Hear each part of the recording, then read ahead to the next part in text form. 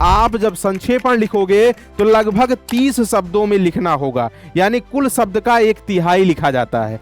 यदि जनता की सूझबूझ ऐसी ही रही तो फिर स्वतंत्रता जो असीम बलिदान देकर प्राप्त की गई है मिट जाएगी। मतलब गागर में सागर भरना, जो वहां 100-150 शब्द थे, यहाँ पे 30 शब्दों में पूरा का पूरा निचोड़ दे दिया गया। अब इसी में से शीर्षक निकालना है। शीर्षक बहुत कम शब्दों में होना चाहिए, मैक्सिमम 1 लाइन की होनी चाहिए। प्यारे बच्चों नमस्कार, मैं दिनेश शाश्वत आप सभी का स्वागत करता हूं आपके अपने सबसे विश्वसनीय परिवार में, जहां पर आप सब लोग हमेशा ढूंढते रहते हो सबसे बेहतरीन कंटेंट। प्यारे बच्चों, हिंदी में संक्षेपण को लेकर हर बच्चा डर रहा है, बिहार बोर्ड का हर बच्चा डर रहा है। संक्षेपण गुरुजी ऐसे कैसे मैं बना दूं कि मैं टॉपर की तरह पूरे के पूरे नंबर 4 में 4 लेकर आ जाऊं, यानी पूरे के पूरे 4 नंबर मुझे टॉपर की तरह मिले, जैसे टॉपर 4 में 4 नंबर लेते हैं। संक्षेपण मैं कैसे बनाऊं गुरुजी? तो बहुत से विद्यार्थी इसमें ऐसे हैं जिनको ये टॉपिक जैसे, जिनको ये हेडिंग जो है नई लग रही है।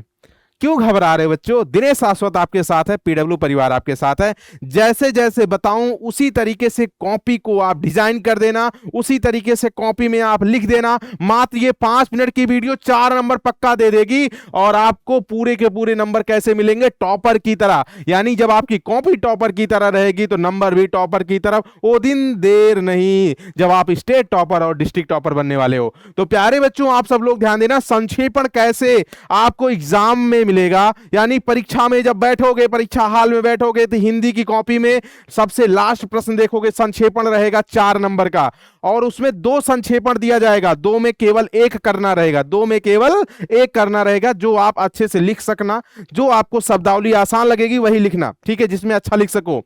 अब आप सोच रहे हो संक्षेपण लिखेंगे कैसे, कैसे डिजाइन करेंगे, कैसे हेडिंग लिखेंगे? तो यहां पर देखिए संक्षेपण ऐसे रहेगा। जैसे देखो मैं पीवाईक्यू आपके सामने पेश किया हूं, भाई आप लोग देख रहे होंगे कि भाई 2020 में भी पूछा है, 23 में भी पूछा है, और ऐसे ही कुछ जो है आपके 2026 के एग्जाम में भी पूछा जाएगा। भाई हो सकता है शब्द चेंज रहे, बाकी ऐसे ही रहेगा। संक्षेपण कीजिए, ऐसे दिया जाएगा। गुरुजी अब संक्षेपण आप लोग कैसे लिखोगे? देखिएगा, यहां पर देखोगे, यहां से यहां तक में शब्द को थोड़ा से काउंट करोगे तो लगभग जो है 90 से लेकर 100 के बीच में शब्द लगभग रहते हैं, ठीक है। मान लीजिए बहुत होंगे, 110 होंगे या 120 होंगे, मतलब आप 90 मिनिमम मान लीजिए, मिनिमम आपको 90 मानना है, और काउंट करना चाहना तो कर लेना, कोई एग्जैक्ट होना जरूरी नहीं है। आप जब संक्षेपण लिखोगे तो लगभग 30 शब्दों में लिखना होगा, यानी कुल शब्द का 1/3 लिखा जाता है, कुल शब्द का 1/3। अब आप सोचो गुरुजी ये तो पैसेज में ऐसे दिया रहेगा, इसको मैं लिखेंगे कैसे? हमारे देश में जो हाल तक गुलाम बना रहा, नागरिक स्वतंत्रता का मूल्य समझना जरा कठिन है। नागरिक, ध्यान से समझिएगा।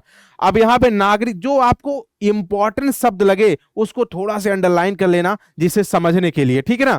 अभी हमारे देश की जनता का ध्यान रोटी, कपड़ा, मकान और रोजगार की ओर गया है। प्रायः लोग यह कहते सुनाई देते हैं कि हमें इससे मतलब नहीं है कि इस देश में किसका शासन है। देखो यहां पे लगभग लोग ये कहते हैं अपने देश में, हमको इससे नहीं मतलब किसका शासन है, हमको रोटी, कपड़ा, मकान, रोजगार चाहिए, ठीक है ना भैया, या तानाशाही, हमें तो रोटी चाहिए, ठीक है ना। देखिए यहां पे लिखा है जनतंत्र है या तानाशाही, इससे हमसे नहीं मतलब, हमें सिर्फ क्या चाहिए? रोटी चाहिए, रोजगार चाहिए, दवा चाहिए। इन आवश्यकताओं को कोई भी पूरा कर दे, मेरे लिए हर सरकार अच्छी है। जनता की यह मानसिक स्थिति ठीक नहीं। यदि जनता की सूझबूझ ऐसी ही रही तो फिर स्वतंत्रता जो असीम बलिदान देकर प्राप्त की गई है मिट जाएगी। जो इस भारत को स्वतंत्र कराने के लिए ऐसे ऐसे वीर सपूत अपने प्राण को त्यागे हैं, अपने जो है अपने आप को शहीद कर दिए हैं, वो तो पूरा का पूरा मिट जाएगी। यहां पर इस बात को कही जा रही है, भाई अगर केवल रोटी के लिए इंसान जिएगा, केवल बस हमको रोटी चाहिए, कपड़ा चाहिए, हमको कुछ चाहे अन्याय हो या न्याय हो हमसे कोई मतलब, तो गलत बात है ना। तो अब आपको कैसे लिखना होगा संक्षेपण, तो बात अलग हो गई कि क्या सोचना है क्या नहीं। हम लोग को सिर्फ क्या, जब एग्जाम हॉल में लिखना होगा संक्षेपण में क्या लिखा है, इसके भाव को समझ के लिखना है। बाकी तो यहाँ पे इसमें राजनीति और जो भी बात हो रही है उसकी बात की बात है। चलो अब इतने शब्द लिखे हैं, अब इसमें आपको कैसे बनाना है ये देखना। संक्षेपण बनाते समय सबसे पहले आपको लिखना होगा संकेत। सबसे पहले क्या लिखना होगा? संकेत। सबसे पहली हेडिंग क्या लिखोगे? संकेत। संकेत में क्या लिखोगे लल्ला? ध्यान समझिएगा, पहला दूसरा शब्द, जैसे क्या लिखा है हमारे देश, यहां पे क्या लिखोगे? हमारे देश, ठीक है, ऐसे लिखना, ध्यान से समझिएगा। हमारे देश के बाद फिर क्या लिखोगे? डॉट डॉट डॉट ऐसे करना। उसके बाद लास्ट के शब्द को लिखना होगा आपको। क्या लास्ट के शब्द को क्या लिखा है, मिट जाएगी, क्या लिख देना, क्या मिट जाएगी। इससे मतलब क्या हुआ इसका लिखने से, इससे क्या होता है ना, ये कंफर्म हो जाता है कि हमारा जो है ये पूरा का पूरा पैसेज कवर हो गया, यहां से लेके यहां तक पूरा आ गया। अब इसी में से शीर्षक निकालना है। शीर्षक बहुत कम शब्दों में होना चाहिए, मैक्सिमम एक लाइन की होनी चाहिए। जो सबसे से भाव आपको निकल रहा है, निचोड़ निकल रहा है, या सबसे महत्वपूर्ण शब्दावली जो निकल रही है, उसी को आपको लिखना है। जैसे यहां पे देखो मैंने आप सबके सामने पेश किया है शीर्षक, ऐसे शीर्षक लिखना। नागरिक स्वतंत्रता का मूल्य है। देखिए जो नागरिक है, इंसान है, व्यक्ति है, ये स्वतंत्रता का एक मूल्य है। अब हम सब लोग को लिखना है क्या, शीर्षक लगभग 30 शब्दों में या 35 शब्दों में, ऐसे कुछ जो है नियर अबाउट, जिससे आपका वाक्य सुव्यवस्थित तरीके से बन जाए, इतना आपको लिखना है मेरे प्यारे प्यारे बच्चों। अब यहां पे देखो लिखा है, अभी हम गुलाम थे, नागरिक स्वतंत्रता का मूल्य आजाद होने के बाद भी हम नहीं समझे, जनता की यह मानसिक अवस्था ठीक नहीं, यदि जनता की सूझबूझ ऐसी रही तो स्वतंत्रता मिट जाएगी। कितनी प्यारी बात, मतलब गागर में सागर भरना। जो वहां 100-150 शब्द थे, यहां पे 30 शब्दों में पूरा का पूरा निचोड़ दे दिया गया।